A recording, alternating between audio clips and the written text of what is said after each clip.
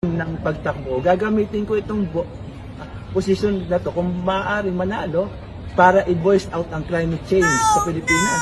Matindang inabot namin sa Undoy.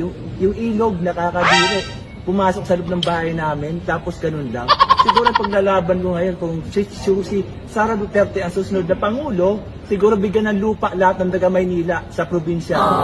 Kung ayaw natin ng Maynila, siguro ihanap kami ng lupa sa probinsya para lahat ng taga-squatter, wag naman maulit yung kasaklap-saklap na ang baho ng ilog. Habang natutulog ka, papasok sa bahay mo.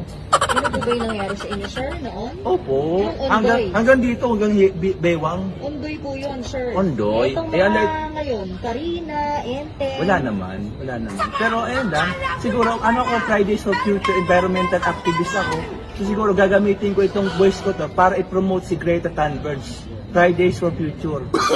Yun lang po, Fridays for Future. Climate change, tapos yung alchemy. Pag ginamit yung alchemy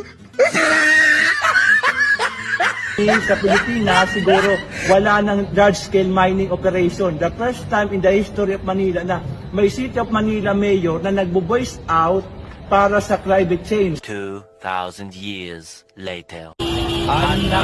Sabi mo, balik probinsya! Balik probinsya! Itaas ang presyo ng bigas!